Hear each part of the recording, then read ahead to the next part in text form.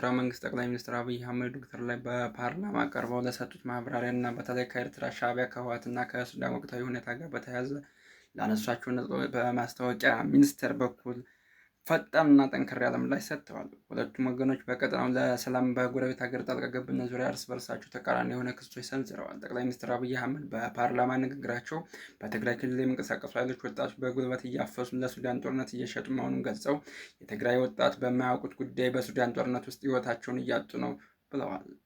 ጠቅላይ ሚኒስትር ይህ ድርጊት የህዝብ መከራ የሚያባብስ ነው ሲሉ ወቅሰዋል። በተቃራኒ የኤርትራ ማስታወቂያ ሚኒስትር ባወጡት መግለጫ ለሱዳን ግጭት መባባስ ተጠያቂ የኢትዮጵያ መንግስት ራሱ ነው ሲል ገልጿል።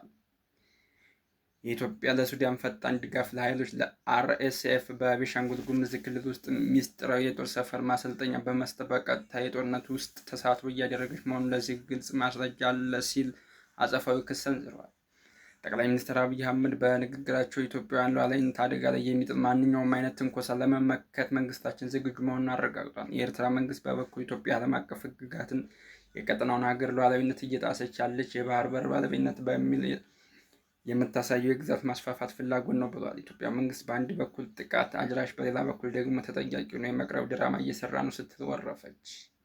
ይህ በእንዲህ እንዳለ የቤት ኪራይ ጭማሪ ይፋ ሆነ። በአዲስ አበባ የቤት ኪራይ ዓመታዊ ጭማሪ ጣሪያ 11.5% ሆኖ የውል ምዝገባ ተጀመረ። በአዲስ አበባ ከተማ 2019 በጀት ዓመት በሚተገበሩ የግል መኖሪያ ቤቶች የቤት ኪራይ ዓመታዊ ጭማሪ ጣሪያ 11.5% ሆኖ መወሰኑ ከተማው ቤቶች ልማት አስተዳደር ቢሮ አስታወቀ።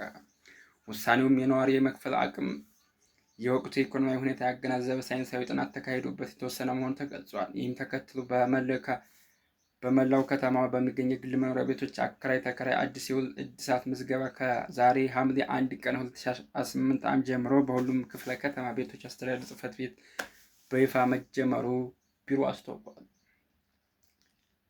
ይህ በእንዲህ እንዳለ በትግራይ የኦርቶዶክስ አባቶች ላይ የግድያ ሙከራ መደረጉ ተገለጸ። በትግራይ ክልል ራሱን ችሎ በተደራጀ መንበር ሰላማዊ ኦርቶዶክስ ተዋሕዶ ቤተክርስቲያን ከፍተኛ አባቶች በሆኑ በብፁዕ አቡነ ናትናኤል እና በብፁዕ አቡነ አረጋዊ ላይ ትናንት ሌሊት 6 ሰዓት ተኩል ላይ የተኩስ ጥቃት መፈጸሙ ተቋሙ አስታወቀ። በጥቃቱ በአባቶች ላይ የደረሰው አካላዊ ጉዳት ባይኖርም ድርጊቱ ከፍተኛ ማውገዝ አስከትሏል። በቤተክርስቲያኗ ባወጣችው መግለጫ ጥቃቱ የህወሓት ኃይሎች እንዲፈጸሙት የገለጸች ሲሆን መንስኤውም አባቶች በክልሉ እየተካሄደ ያለውን የግዳጅ ወታደራዊ አፈሳ በጽኑ በማውገዛቸው እንደሆነ ተመልክተዋል። ድርጊቱን በተመለከተ ከህወሓትም ሆነ ከሚመለከተው የመንግስት አካላት እስካሁን የተሰጠ ምላሽ የለም። መግለጫው